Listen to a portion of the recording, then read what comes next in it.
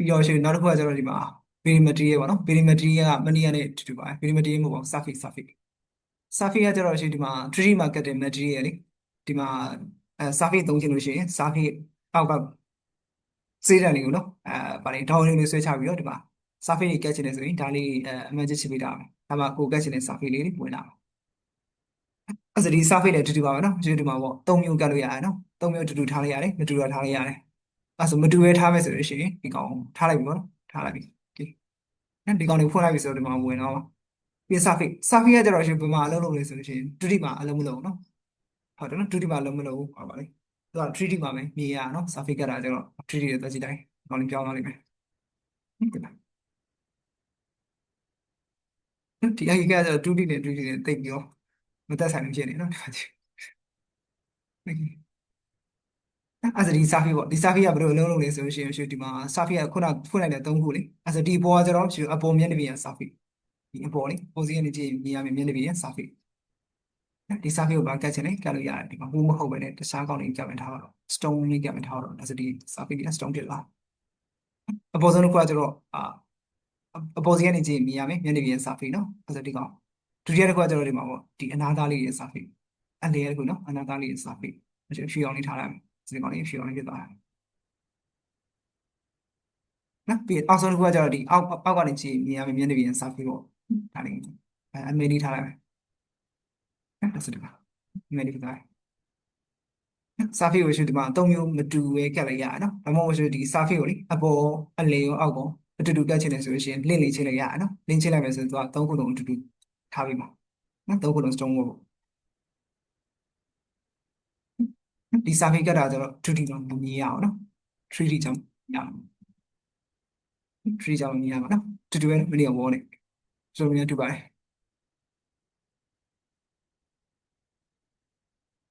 ဆိုလို့တူပါတယ်တခြားကကျတော့တခြားကျတော့ဒီ surface ရဲ့တခြားပဲပြောတာပါဒီကောင်လေးအကွက်ကွက်လေးတခြားလို့ခေါ်တာနော်ဟုတ်ပြီပြီးတော့ရှိအောင်လဲ select ဟုတ်ပြီနော်အဲဆို info box ပေါ့နော်ဒီ info box မှာဆိုရှင်ပြင်လို့ရတယ်ဒီလောက်ပဲပေါ့ဒါလေးလိုက်ပြင်ကြည့်လိနော်အဓိကဆိုဒီ info box ကနေပြင်မှာပေါ့နော်ဒီကောင်မဲ့ပတ်သက်တဲ့ setting လေးပြီးနောက်တစ်ခုကရှိအသေးစိတ်သွားခြင်းလဲဆိုလို့ရှိရင်ဒီပါနော်မနေ့ကတိုင်းပဲ object တစ်ခုရဲ့အသေးစိတ် setting ဝင်ခြင်းလဲဆိုလို့ရှိရင် object ကို selection မှတ်ပြီးတော့ဒီရှေ့ဆုံးကောင်လေးပေါ့နော်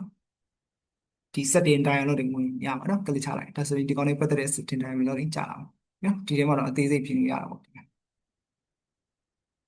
ဒီ setting box မှာတော့ရှိဒီကောင်လေးပတ်သက်တာအသေးစိတ်ပြင်လို့ရတယ်ခုနလေးပဲနော်ဒီမှာပေါ့ခုနကတော့ slab thickness နော်2ခုနပြင်လိုက်တဲ့ကောင်ကဒီမှာ slab ကိုဘယ်လောက်ထူခြင်းနဲ့ထားလို့ရတယ်ပြီးဒီကောင် slab user ဖြေလို့ရတယ်ပြီးခုနကဒီမှာ slant တက်လေးထည့်လို့ရတယ်ဒီ slant angle လေးဘယ်လောက်ဆောင်ခြင်းလဲပြောင်းလို့ရတယ်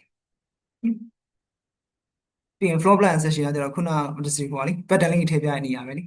ဒီမှာ pattern လေးထည့်ချင်လား cover page လေးထည့်ချင်လားနော်ဒီကောင်လေးပါတယ်နော်ဒီကောင်လေးတူတူပါပဲအဲ့ဆိုနောက်တစ်ခုကကျတော့ model ကကျတော့ဒီမှာ surface နော်ဒီ surface ကတ်တာနဲ့တူတူပါပဲ structure type structure type ကကျတော့ဒီ slat ကြီးကိုလေရှုဒီမှာပေါ့လုတ်ဘယ်လိုပြောလဲလုတ်ထန်းတင်တဲ့ slat လို့ဆိုတာဒါမှမဟုတ်လုတ်မထန်းတဲ့ slat လို့ဆိုတာကြိုက်တာကြည့်လို့ရတယ်နော် undefined ဆိုရင်တော့ဒီတိုင်းပဲပေါ့ပြီးရင်ဒီ classification property မှာကျတော့ဒီ slat နဲ့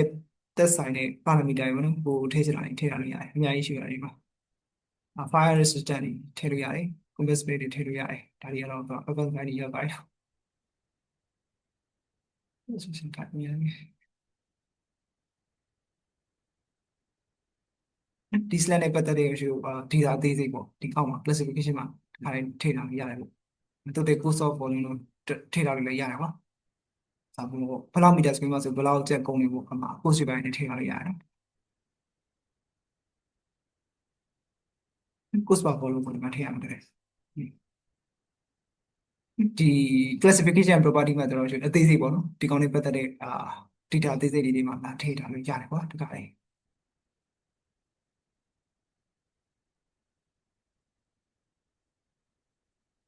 okay ဒီကောင်ကကျွန်တော် advanced value ရောက်သွားအများကြီးပဲဘောမလေးပါတယ်နော် classification property okay ပြီး ပြီးတော့ Slack ကကျတော့ရှုဘာလုပ်လို့ရလဲဆိုရင်မနေ့ကဝေါ်အတိုင်းပဲသူက slash မှတ်လိုက်ရှင်လေသူကဒီမှာဘာလေးပေါ်လာလဲဆိုရင်ဒီကောင်အာ point လေးလေဒီ end point လေးပေါ်လာတယ်ဒီ end point ကိုကိုင်းလို့ရှိရင်ရှု end point ကို click ချလိုက်ကွာမနေ့ကအတိုင်းပဲဘာလေးပေါ်လာလဲဆိုဖက်ဖက်လေးဒီဖက်ဖက်လေးက command လေးသုံးလို့ရတယ်နော်ထားပါတော့အဲ့ဆိုဒီဖက်ဖက်လေးခုံကြည့်လိုက်မယ်ဆိုလို့ရှိရင်ဒီကောင်ကပါလေဒီကောင် move တော့ပေါ့နော်ဒီ note ကြီးကိုရွှေ့လို့ရတယ်ကွာအဲ့ဒီမှာလေဒီလို amazon လေးနဲ့ပြတဲ့ကောင် note လေးတွေဒီ note လေးတွေဘယ်လိုထားခြင်းလဲရွှေ့လို့ရတယ် shape ပေါ့ဒီကောင် shape ကိုစိတ်တိုင်းတိုင်းပြောင်းနေရတယ် move note move note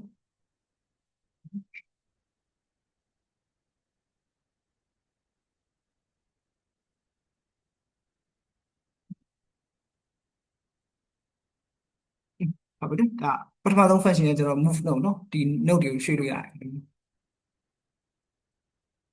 ကိုစိတ်ချရွှေ့လို့ရတယ်ပြီးရင်ဒုတိယ function ပေါ့ဒီဖက်ဖက်လေးကဒုတိယ function ကကျတော့ပါလေဆိုရင်ဒီကောင်က free တဲ့ချိန်ပါတဲ့ဒီကောင်လေးကို free လက်ချလို့ရတယ်ချိန်ပါချလို့ရပါတော့ဒါဆိုဒီကောင်လေးတစ်နေ့တစ်ချက်ချလိုက်မယ်ဆိုလို့ရှိရင်တော့ဒီမှာ free လက်နဲ့ချိန်ပါဆိုရင်နှစ်ခုပေါ့နော်ဒီကောင်3မိနစ်ဆိုရင်ကိုပေးတယ်ကွာဒါဆို free လက်3မိနစ်ဆို free လက်ပြီး free လက်ချူမယ် radius တမှုပေါ့နေရဆို100ဆို100ပေါ့ okay နေလိုက်ဒါဆိုဒီ corner လေးကိုသူ free လက်ချူပေးသွားလိုက်မယ်နော်ဒါလေးနော်ဒီဒုတိယ function ဆိုရင်သူက free လက်ချိန်ပါ3ရတယ်ဒီ select လေးတော့600ထည့်လိုက်မယ်ဆိုရင်ဒီ600ချူသွားလိမ့်မယ်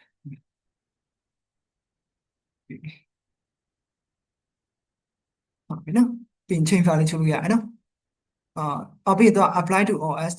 all corner ပေါ့နော် apply to all corner ဆိုရင်သူက corner အခုက4ဘက်ရှိရတယ်ဒါဆို corner 4ဘက်ဆိုရင်သူ fillet ချိုးသွားလိမ့်မယ်ဒီ apply to all corner corner အကုန်လုံးလေ apply လုပ်လို့ရတယ်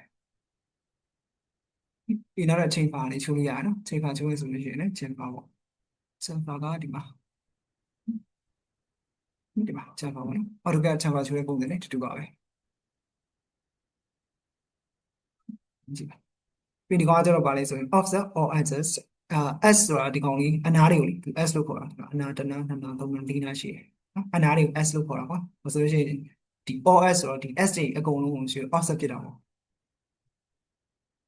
အဲ့ဒီပဲဟုတ်လားနော်အတွင်းကို offset ဖြစ်ချင်တာအပြင် offset ဖြစ်ချင်တာတမိုးလေးထည့်လို့ရတယ်နော်ဟုတ်လားအပြင်ကိုပြတာသူစအတွင်းကိုပြတာအပြင်ကိုoffset တမိုးdistance တမိုးလေးထွက်လာပါတယ်ဒီ distance တမိုးလေးပါလေကိုထည့်ချင်တဲ့ distance လေးပြလိုက်ရတယ်ဒီက s တွေအကုန်လုံး offset ဖြစ်တာအဲ့လိုပဲအတွင်းကိုထည့်လိုက်ရတယ်တမိုးပြီးသွားလိုက်ရတယ်ဟိုအပြင်ကိုနေရာပြချင်တယ်ဆိုရင်နေရာကောက်ထည့်လိုက်နော်ဒီဖက်ဖက်လေးစမ်းကြည့်ပါဦးပြီးအပေါင်းကျတော့ဘာလုပ်လို့ရဆိုဒီ slack ကိုလေ region လေးပေါင်းထည့်လို့ရတယ်ကွာဘယ်လိုလဲဆိုလို့ရှိရင်ဒီအပေါင်းနေပြီးတော့ဒီလို region လေးထပ်ပေါင်းချင်တယ်ထားပါတော့ဒီလို region လေးထပ်ပေါင်းချင်ဒီလိုလေး white ဆွဲလိုက်အောင်မယ်အဲ့ဆိုဒီမှာဒီ slack မှာနိဒီလို rectangle shape မဟုတ်တော့ဘဲတွားဒီမှာပေါ့အသက်ပုံလေးတစ်ခုထွက်လာအောင်ဒီလိုလေးနော်အပေါင်းတော့နှိပ်ပြီးတော့ဒီမှာ slack ကိုလေထပ်ဆွဲလို့ရတယ်ပေါ့ကိုလိုချင်တဲ့ shape ထပ်ဆွဲလို့ရတယ်နော်နောက်ပါဒီအောက်ကိုဆွဲမယ်ဆိုရင်ရတယ်ဟုတ်ကဲ့အောက်ကိုလို့ရတယ်ဆိုပေးလိုက်တယ်ဟုတ်ပြီနော်အောက်ကိုလို့ပေးဒီဘက်တော့ပေးမယ်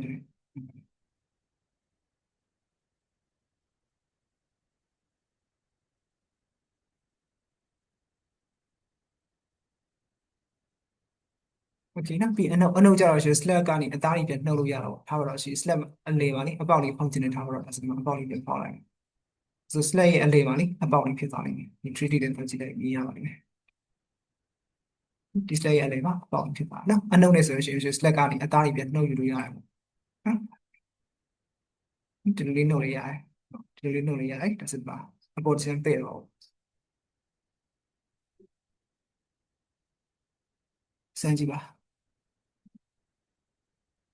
စမ်းကြည့်ဟောမရချင်ပြီးကြည့်လိုက်ပြီးဒီကောင် move ပေါ့နော် move ကကျတော့ dress ဆွဲရအောင်နော်ဒီမနေ့ကဟိုနဲ့တူတူပဲဒီကောင် dress ဆွဲလို့ရတယ် ring function နဲ့ dress ဆွဲလို့ရတယ်ပြီးဒီကောင် rotate ပေါ့နော် rotate ကြတော့ရှုပ်ကို rotate လှည့်ချင်တဲ့အာအနားပေါ့နော်ကို rotate လှည့်ချင်တဲ့အနားကို first point နဲ့ second point ချတာချပြီးတော့ဒီမှာပေါ့ကို rotate လှည့်ချင်တဲ့ angle ထည့်ပြီးဒီကောင်ပါလေမဲတာခောက်တာပေါ့နော်မဲတာဒီကောင်ကျတော့မသိတော့ဘူး ပြီးတော့ပါရှိဦးမယ် elevate ဆိုတော့အမြင့်တင်တာနော်အမြင့်တင်တာကျတော့3D ကြာမှာမြင်ရအောင်ဒီကောင် elevate 2D မှာဆိုရင် elevate တုံးလေးဘာမှမြင်မှာမဟုတ်ဒီကောင် elevate ကပါတော့ 3D ပါမပါတော့ဘူးအဲ့ဒါဒီ 2D ရနေတယ်တခြား elevate လို့ရတယ်နော်သူက elevate တမူလေးထည့်လို့ရတယ်1000လုံးထည့်လိုက်မယ်ဒါတော့သူအပေါ်လေး1000လုံးတက်လာမှာဒီ 2D ပါမမြင်အောင်ဒီဆိုရင်တော့အပေါ်1000တက်လာတယ်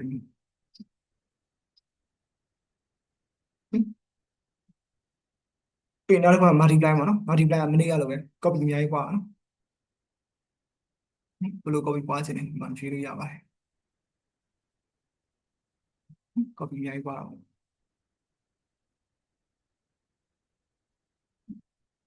ဟိုပွားချင်တဲ့တော့မိထည့်66ဒီမှာ copy အများကြီးပွားနော်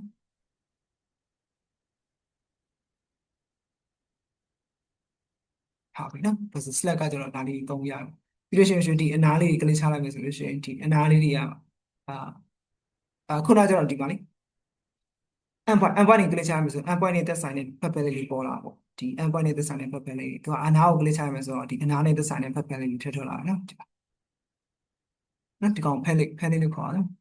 ဒီဒီမှာပါတယ်ဒီကောင် entity palette ဘာလဲနော်ဒီ pepper လေးထွက်လာတယ်ဒီ pepper လေးရရှိဘာလေးလုပ်လို့ရဆိုရင်ဒီကောင်ကကျတော့ပါလေဆိုရင် insert new လို့နှုတ်သစ်တွေထပ်ပေါင်းထည့်လို့ရတယ်ဒါဆိုဒီမှာနှုတ်တစ်ခုအခုသုံးခုဖြစ်သွားတာနှုတ်သစ်တွေထပ်ပေါင်းထည့်လို့ရတယ်ပြီးတော့ဘာလုပ်လို့ရဆိုရင် cuff လုပ်လို့ရတယ်နော်ဒီ s ကို cuff လုပ်လို့ရတယ် s ပုံစံပေါ့ s ပုံစံ cuff လုပ်လို့ရတယ်အကွေးလေးဒီ step ကိုအကွေးလေးလို့ဆိုရင်ဒီတိုင်းဖြစ်သွားဒီအများကြီးလုပ်လို့ရပါတယ်ဒီကောင်လေး cuff ကွေးရမယ်နော်ကောင်လေး cuff ကွေးလို့ရတယ်သူက tangent နဲ့ကွေးအောင်ပြီးနောက်တစ်ခုကကျတော့ offset s တဲ့သူကကျတော့ဒီခုနကကျတော့offset all s လေကောင်း all s မဟုတ် s တစ်ဖက်တည်းဒီအနာတစ်ဖက်တည်းကိုသူက offset ထုတ်တာခုနတော့လေ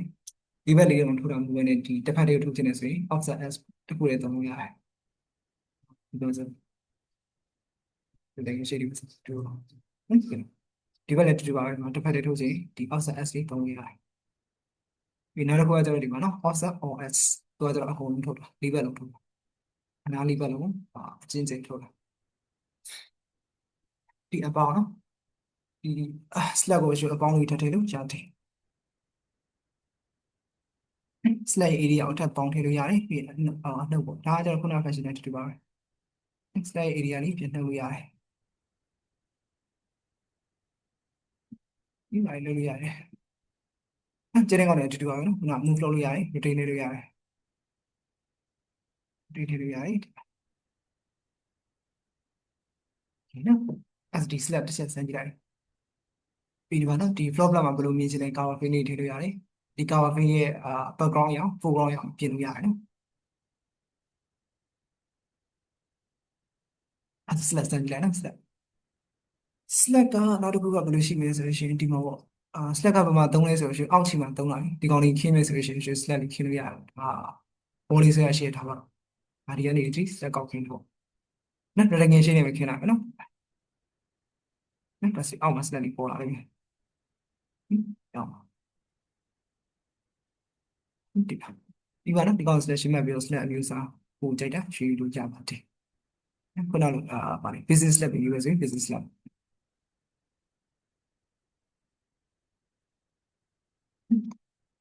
ပြီးဒီမှာနော်အပေါက်ဒီပါလေးဖောက်ချင်ပြီဆိုလို့ရှိရင်ဒီ Slack ကို slash မှတ်ပြီးတော့ဒီမှာအနှုတ်လေးပါလေးရေးလို့ရတယ်နော်ဒီမှာပါအပေါက်ဖြစ်သွားဒီလိုပဲနော်